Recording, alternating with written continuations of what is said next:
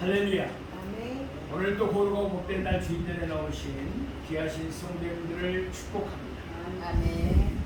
무더위가 가기가 싫은 것 같습니다.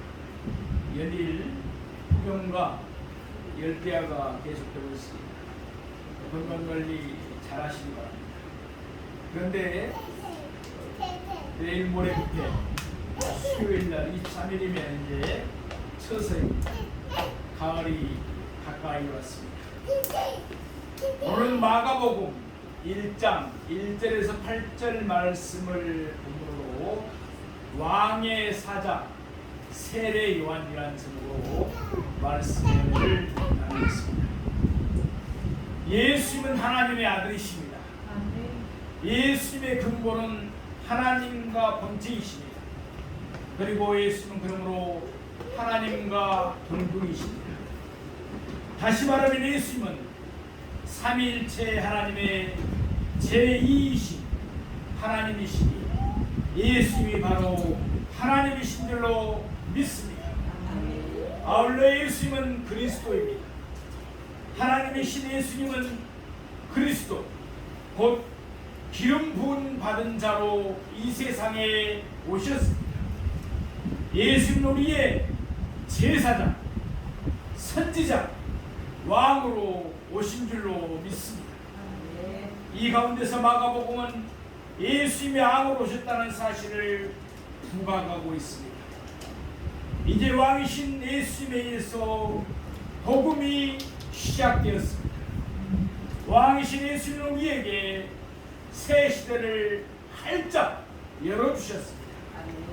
왕이신 예수님은 지금도 그의 백성인 우리를 다스리시며 우리에게 구원과 복과 평화의 복을 풍성하게 내려주시고 계십니다. 오늘 본문은 왕이신 예수님보다 앞서와서 왕이신 예수님의 사자 역할을 한 세례 요한을 우리에게 소개하고 있는 말씀입니다. 마가복음은 로마인을 위한 복음입니다. 로마인들의 개념으로는 왕이 행차할 때 사전에 아무런 예고도 없이 왕이 임하는 법은 있을 수가 없습니다. 먼저 왕의 사자가 왕이 행차할 곳으로 보냄을 받습니다. 왕의 길을 준비하기 위해서입니다. 마찬가지로 예수님은 왕으로 오신 줄로 믿습니다. 아멘. 왕 중에 왕이신 줄로 믿습니다. 아멘. 그러므로 왕의 사자가 먼저 와서 왕의 길을 먼저 예비하고 준비하였습니다. 그 역할을 한 사람이 바로 오늘 본문에 나오는 세례 요한입니다. 우리는 오늘 본문의 말씀을 세 대지로 자세히 나누어 상고해 보면서 요한에 대해서 자세히 아는 우리가 되기를 소망합니다. 첫 번째로 세례 요한에 대한 예언입니다. 2절에서 3절 말씀입니다. 우리 마가복음 오늘 본문 1장 2절에 3절 말씀을 함께 보시겠습니다. 선지자 이사야의 글에 보라 내가 내 사자를 내 앞에 보내노니 그가 내 길을 준비하리라. 강야에 외치는 자의 소리가 있어 이르되 너희는 주의 길을 준비하라. 그의 오실 길을 곱게 하라. 기록된 것과 같이. 아멘. 우선 오늘 본문의 말씀을 보면 한 가지 흥미로운 사실을 우리가 볼 수 있습니다. 오늘 본문 2절 말씀은 구약 성경 말라기서 3장 1절 말씀을 인용한 말씀입니다. 단지 3절 말씀은 구약 성경 이사야서 40장 3절에서 인용되었습니다. 그런데도 오늘 본문은 마치 두 말씀 모두가 이사야서에서 인용된 것처럼 밝히고 있습니다. 물론 이것은 전혀 이상한 일도 아니고 놀라운 일도 아닙니다. 한꺼번에 여러 가지 성경 말씀을 언급할 경우에 출처를 일일이 밝히는 것은 어떻게 보면 번거로운 일일 수가 있습니다. 그럴 경우에는 그 가운데서 대표적인 것 한 가지만을 기록하는 것이 관리였습니다. 사랑하시는 성경, 모든 성경의 원저자가 누구입니까? 우리가 잘 아는 대로 바로 하나님이신 줄로 믿습니다. 이사야에서도 말라기에서도 그 원저자는 하나님이십니다. 그러므로 하나님이 이사야의 입을 통하시든지 말라기의 입을 통하시든지 그 내용은 서로 조화를 이루며 일치합니다. 말라기서 3장 1절 말씀입니다. 보라, 내가 내 사자를 보내노니 그가 내 앞에서 길을 준비할 것이요. 아멘. 오늘 본문 마가복음 1장 2절 말씀입니다. 보라, 내가 내 사자를 내 앞에 보내노니 그가 내 길을 준비하리라. 아멘. 오늘 본문은 말라기서에 있는 말씀을 좀 다르게 인용하고 있습니다. 성령 하나님의 감동하심에 따라서 오늘 본문은 우선 말라기서에 있는 말씀의 의미를 해석했습니다. 그런 후에 또다시 성령 하나님의 감동하심에 따라서 오늘 본문은 해석된 말씀을 왕이신 예수님과 그의 사자 세례 요한에게 적용하고 있습니다. 이사야서 40장 3절 말씀입니다. 예치는 자의 소리요 이르되 너희는 강야에서 여호와의 길을 예비하라. 사막에서 우리 하나님의 대로를 평탄하게 하라. 아멘. 오늘 본 마가복음 1장 3절 말씀입니다. 강야에 예치는 자의 소리가 있어 이르되 너희는 주의 길을 준비하라. 그의 오실 길을 곱게 하라. 기록된과 같이. 아멘. 여기서도 성령 하나님의 감동에 따라서 오늘 본문은 먼저 이사야에서 있는 말씀의 의미를 해석했습니다. 그런 후에 또다시 성령 하나님의 감동하심에 따라서 오늘 본문은 해석된 말씀을 왕이신 예수님과 그의 사자 세례 요한에게 적용하고 있습니다. 여기 이 말씀에 보면은 여호와의 길이 주의 길, 곧 왕이신 예수님의 길로 바뀐 것을 볼 수 있습니다. 또한 우리 하나님의 대로가 그의 오실 길, 곧 예수님의 오실 길로 바뀌었습니다. 예수님 바로 하나님이라는 사실을 우리에게 밝히고 있는 말씀인 것입니다. 오늘 본문 2절에서 세례 요한은 사자로, 오늘 본문 3절에서는 강야에 예치는 자로 지칭되고 있습니다. 그리고 그가 해야 할 일은 2절 말씀에 기록된 바와 같이 왕이신 예수님 앞에 보내심을 받아 왕의 길을 준비하는 것이었습니다. 그러면 세례 요한은 그 일을 어떻게 해야 했습니까? 3절 말씀에 기록된 바와 같이 그는 강야에서 사람들에게 두 가지를 외쳐야 했습니다. 첫 번째 외친 것이 뭡니까? 그들에게 주의 길을 준비하라고 외쳤습니다. 그리고 두 번째로는 왕의 오실 길을 곱게 하라고 외쳤습니다. 이사야서 40장 44절 말씀입니다. 골짜기마다 도두어지니 산마다 언덕마다 낮아지니 고르지 아니한 곳이 평탄하게 되니 험한 곳이 평지가 될 것이요. 아멘. 여기서 왕이 행차할 때 왕의 사자가 했던 일이 사실적으로 묘사되고 있습니다. 왕의 사자는 왕의 길을 점검합니다. 그리고 장애가 될 요소들을 제거해야만 했습니다. 지금 이 시대도 마찬가지죠. 만약 우리나라 대통령이 다른 외국을 방문한다든지 또는 미국 대통령이 우리나라를 방문했을 때를 생각해 보십시오. 미리서 그의 비서들이 그리고 그의 청와대라든지 또는 백악관의 직원들이 먼저 파송돼서 미리서다 길을 준비하는 것과 마찬가지입니다. 사자들은 낮은 것은 돋우고 높은 곳은 낮추어서 앙이 지나가기 좋도록 모든 길을 편탄하게 만들어야 했습니다. 마찬가지로 세례요한은 왕이신 예수님의 길을 준비하기 위해서 보내심을 받은 왕의 사자였습니다. 그래서 그런 사람들에게 왕이신 예수님을 맞이할 준비를 하라고 애쳤던 것입니다. 또한 그런 사람들에게 제약으로 굽은 그들의 마음을 해결하고서 곧기하라고 애쳤습니다. 오늘 보면은 예수님의 악으로 강림하신 것이 결코 우연한 일이 아님을 말씀하고 있습니다. 예수님의 악으로 강림하신 것은 하나님의 섭리였습니다. 왕이신 예수님이 우리에게 새 시대를 활짝 열어주신 것은 하나님의 예정하신 뜻이었습니다. 사랑하시는 성도, 우리가 마가복음을 상고하면서 제약으로 굽은 마음이 점차 올곧게 되기를 원합니다. 그래서 왕이신 예수님을 우리의 마음에 모시고 왕이신 예수님의 다스림을 받으면서 왕이신 예수님을 날로 닮아가는 우리 모두가 되기를 소원합니다.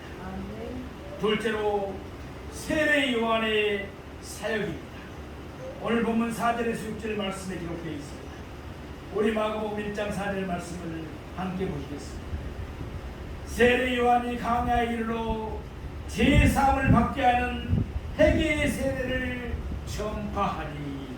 아멘. 이제 드디어 왕이신 예수의 길을 준비하기 위한 왕의 사자가 하나님께로부터 보내심을 받았습니다. 그는 바로 세례 요한이었습니다. 좀 더 정확하게 말하면 그는 세례자 요한이었습니다. 요한이라는 이름의 뜻은 요한은 은혜로우시다 라는 의미입니다. 누가복음 1장에 보면은 요한의 출생 기록이 말씀되고 있습니다. 그의 아버지는 우리가 잘 아는 대로 제사장 사가랴였습니다. 그의 어머니는 엘리사벳이었습니다. 그런데 둘 다 나이가 많았습니다. 노인들이었습니다. 게다가 엘리사벳은 처음부터 잉태를 하지 못하는 여인이었습니다. 그러던 그들이 하나님의 은혜로 요한을 낳게 된 줄로 믿습니다. 세례 요한은 강야에서 무엇을 외쳤습니까? 오늘 본문 4절 말씀, 그가 강야에서 제사함을 받게 하는 회개의 세례를 전파했다고 기록하고 있습니다. 이것이 바로 왕의 사자 세례 요한이 해야 할 사역이었습니다. 오실 메시아를 맞이하기 위해서는 깨끗한 마음이 준비되어야 했습니다. 이를 위해서는 제사함을 받아야만 했습니다. 그리고 제사함을 받기 위해서는 먼저 자신의 죄를 회개해야 했습니다. 그래서 사람들은 자기의 죄를 회개한다는 의미로 세례 요한에게 세례를 받았던 것입니다. 누가복음 3장 2절 말씀입니다. 하나님의 말씀이 빈들에서 사가랴의 아들 요한에게 임한지라. 아멘. 이와 같이 세례 요한이 제사함을 받게 하는 회개의 세례를 전파한 것은 결코 그가 임의로 한 것이 아닙니다. 자기 뜻대로 한 것이 아니라는 것입니다. 하나님의 말씀이 그에게 임하였기 때문입니다. 세례 요한은 하나님의 말씀을 받아서 유대인에게 임할 하나님의 진노와 심판을 전파했던 것입니다. 누가복음 3장 16절에서 17절 말씀입니다. 요한이 모든 사람에게 대답하여 이르되 나는 물론 너희에게 세례를 베풀거니와 나보다 능력이 많으신 이가 오시나니 나는 그의 신발끈을 풀기도 감당하지 못하겠노라. 그는 성령과 불로 너희에게 세례를 베푸실 것이요 손에 키를 들고 자기의 타당마당을 정하게 하사 알곡을 모아 볶아내 미고 쭉정이는 꺼지지 않는 불에 태우시리라. 아멘. 세례 요한의 침에 유대인들의 마음은 크게 찔림을 받았을 것입니다. 이방인들과 마찬가지로 그들의 마음도 역시 죄악으로 물들어 있었기 때문입니다. 그래서 유대인들은 강에 세치는 세례 요한에게 어떠한 반응을 보였습니까? 우리 오늘 본문 마가복음 1장 5절 말씀 보시겠습니다. 온 유대 지방과 예루살렘 사람이 다 나아가 자기 죄를 잡아가고 요단강에서 그에게 세례를 받더라. 아멘. 그 당시 이스라엘은 4개의 행정구역으로 나누어져 있었습니다. 예루살렘을 중심으로 한 남부 지역을 유대라고 불렀습니다. 그리고 그 이쪽을 사마리아라고 불렀습니다. 그리고 그 이 사마리아 이쪽의 땅을 북쪽 지역을 갈릴리라고 불렀습니다. 그리고 요단강 동편을 베레아라고 불렀습니다. 말하자면 수도 예루살렘과 그 인근의 유대 지방에서 많은 사람들이 세례 요한을 찾아왔습니다. 아무래도 그곳에 모여 사는 사람이 많았고 또한 그곳에서 세례 요한의 사역지가 가까웠기 때문이었을 것입니다. 물론 다른 지방에 사는 사람들도 세례 요한을 찾아왔을 것입니다. 마태복음 3장 7절 말씀에 보면은 요한이 많은 바리새인들과 사두개인들이 세례 베푸는 데로 오는 것을 보고 아멘. 또 누가복음 3장 12절 말씀에 보면은 세리들도 세례를 받고자 하여 왔어 라고 말씀합니다. 또 누가복음 3장 14절에 보면은 군인들도 물어 이르되 우리는 무엇을 하리까 라고 말씀합니다. 이와 같이 그 당시 각계각층의 사람들이 모두 다 세례 요한에게 나왔습니다. 그들은 그리고 자기 죄를 자복했습니다. 그리고 그들은 요단강에서 세례 요한에게 제사함을 받게 하는 회개의 세례를 받았던 것입니다. 세례 요한은 왕의 사자로서 자기가 해야 할 사명을 충성스럽게 감당했습니다. 그러기 왕이신 예수님은 자기의 사자로 보냄을 받은 세례 요한에 대해서 다음과 같이 말씀하셨습니다. 참으로 놀라운 칭찬을 하셨습니다. 마태복음 11장 11절 말씀입니다. 내가 진실로 너희에게 말하고 여자가 낳은 자 중에 세례 요한보다 큰 이가 일어남이 없도다. 아멘. 말하자면 세례 요한은 아브라함보다도 모세보다도 다윗보다도 엘리야보다도 더 위대한 인물이었습니다. 그 이유가 무엇이었겠습니까? 세례 요한은 왕의 사자로서 그가 해야 할 사명을 충성되게 감당하였기 때문입니다. 사랑하시는 성도들, 맡은 자에게 구할 것은 충성인 줄로 믿습니다. 우리 모두 작은 일에부터 충성하십시오. 결과에 어떻게 되든지 우리의 왕이신 예수님이 우리에게 맡겨주신 일을 충성하는 우리가 되기를 원합니다. 그래서 왕이신 예수님께로부터 칭찬받는 우리 모두가 되기를 축복합니다. 우리 오늘 본문 마가복음 1장 6절 말씀을 보겠습니다. 요한은 낙타 털 옷을 입고 허리에 가죽띠를 끼고 메뚜기와 석청을 먹더라. 아멘. 먼저 세례 요한이 입었던 옷에 대해서 상고해 봅니다. 그는 본문의 말씀처럼 무슨 옷을 입었습니까? 낙타 톳옷을 입었습니다. 낙타 가죽으로 만든 옷이 아니었습니다. 세례 요한의 아버지는 누구였습니까? 제사장 사가랴입니다. 그것도 늦음하게 노년에 낳은 애아들이 바로 세례 요한이었습니다. 그러기에 세례 요한은 얼마든지 좋은 옷을 입을 수가 있었습니다. 그러나 그는 너무나도 보잘것없는 옷을 입고 지냈습니다. 그 이유가 무엇이겠습니까?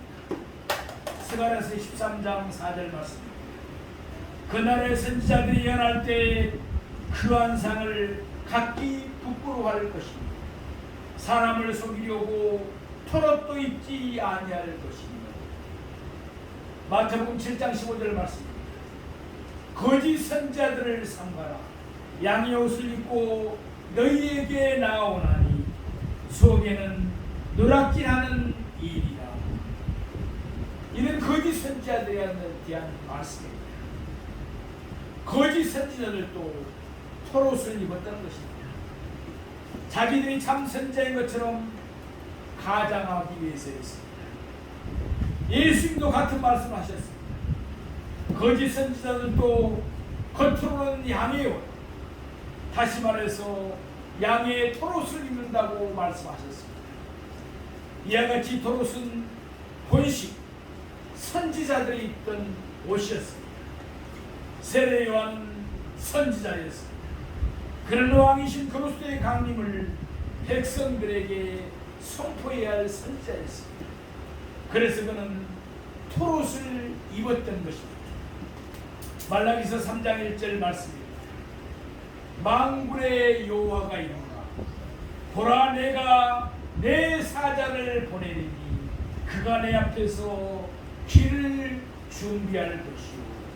아멘. 말라기서 4장 5절 말씀입니다.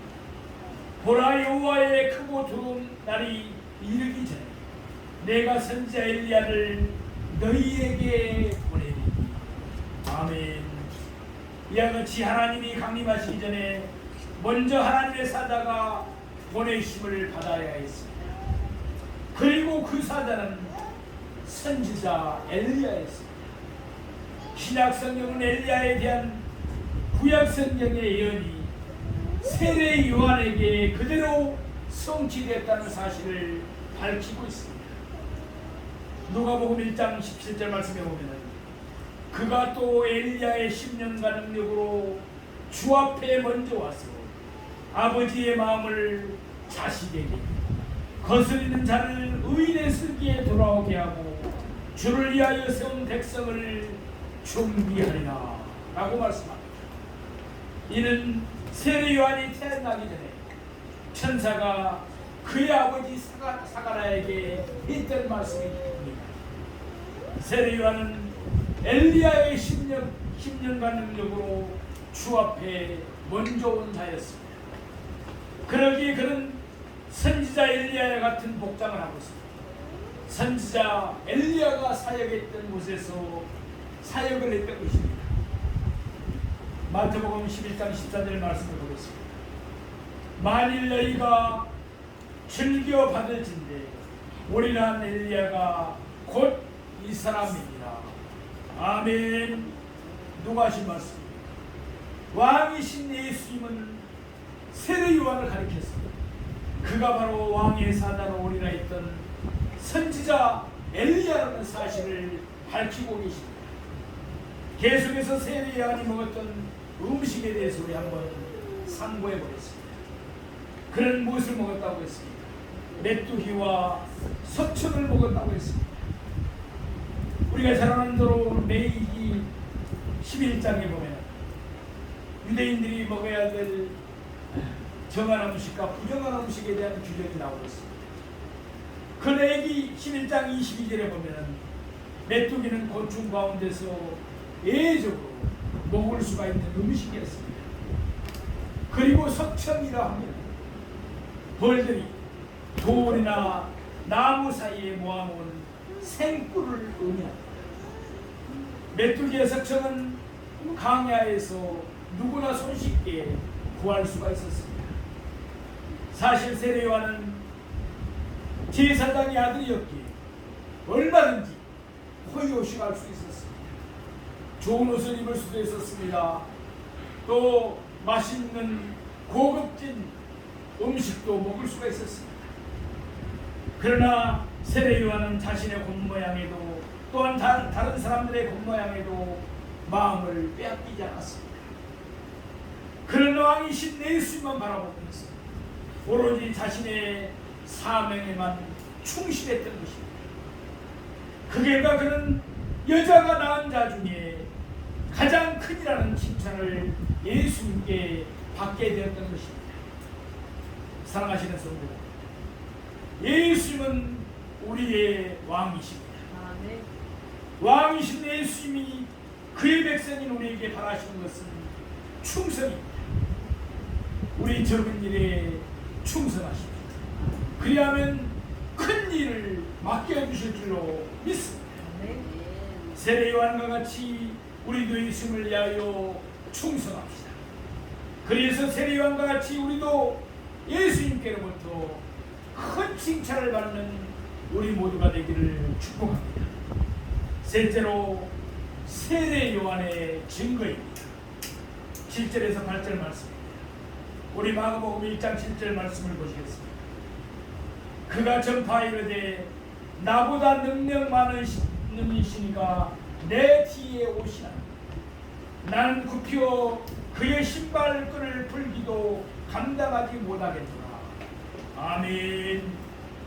사람들은 세례 요한을 능력 많은 이라고 여겼습니다. 모든 사람이 그를 선지자로 여겼습니다. 더 나아가서 사람들은 그를 그리스도라고 생각하지 했습니다. 그래서 사람들은 기꺼이 그에게 나아가서 자기 죄를 잡아가고 그에게 세례를 받았던 것입니다. 마태복음 21장 21절을 보면 모든 사람이 요한을 선지자로 여깁니다. 아멘. 누가복음 3장 15절 말씀 보면 백성들이 바라고 기다림으로 모든 사람들이 요한을 혹 그리스도신가 심중에 생각합니다. 그러나 세례 요한은 자기보다 능력 많은 이시가 자기 뒤에 오실 것이라는 사실을 분명하게 증거했습니다. 말하자면 자기는 왕이 아니라 왕의 사자에 불과할 뿐이라는 것입니다. 그러면서 그는 그의 뒤에 오실 왕에 대해서 다음과 같이 증거했습니다. 나는 굽혀 그의 신발끈을 풀기도 감당하지 못하겠다. 우리 신발끈 알죠? 그 끈을 풀기도 감당하지 못하겠다. 당시에 이것은 종들이 하는 일이었습니다. 주인이 밖에 나갔다 돌아오면 종은 몸을 굽혀서 주인의 신발끈을 풀고서 그의 발에서 실을 벗겨 주려 했습니다. 그리고는 물을 떠서 주인의 발을 깨끗하게 씻겨 주었습니다. 세례 요한의 의도는 무엇입니까? 지금 세례 요한은 단순히 자신을 겸손하게 낮추기 위해서 예수님과 자신과의 관계를 가장해서 표현한 것은 결코 아닙니다. 진실로 그는 왕 대신 예수님을 올바르게 증거했던 것입니다. 우리 저를 따라서 한번 해보겠습니다. 이렇게 한번 손을 해봅니다. 예수님은 왕 중의 왕이십니다. 예수님은 왕 중의 왕이십니다. 그렇습니다. 생각해 보십시오. 예수님은 누구십니까? 예수님은 왕 곧 그리스도이십니다. 반면에 세례 요한은 왕의 사자일 뿐입니다. 사람입니다. 또한 예수님은 하나님의 아들 곧 하나님 자신입니다. 반면에 세례 요한은 예수님 만드신 피조물 가운데 하나의 불과할 따름입니다. 마가복음 1장 8절 말씀입니다. 나는 너희에게 물로 세례를 베풀었거니와 그는 너희에게 성령으로 세례를 베푸시리라. 아멘. 세례 요한은 어디까지나 물로 세례를 베풀 뿐이었습니다. 그는 결코 성령으로 세례를 베풀 수가 없었습니다. 성령님은 삼위일체 하나님의 제3위이신 하나님이신 줄로 믿습니다. 그는 어찌 사람인 세례 요한이 하나님이신 성령으로 세례를 베풀 수 있었겠습니까? 불가능한 일입니다. 그러기 오직 예수님만이 성령으로 세례를 베풀 수가 있었습니다. 사랑하시는 여러분, 우리 교회는 장로교회면서도 강조하는 것이 있습니다. 성령을 받으라는 것입니다. 우리 모두 성령을 받은 줄로 믿습니다. 성령을 받아야만, 물과 성령으로 거듭나야만 참으로 예수님의 참제자가 될 수 있습니다. 그리고 강신 무당 집에 가도 점괘가 나오지 않습니다. 왜 그렇습니까? 예수의 왕 중의 왕입니다. 그렇기 때문에 잡신을 모시던 그 무당 집에 가도 점괘가 나오지 않은 것입니다. 진리를 알지 진리가 너희를 자유케 하리라 말씀대로 이루어지는 줄로 믿습니다.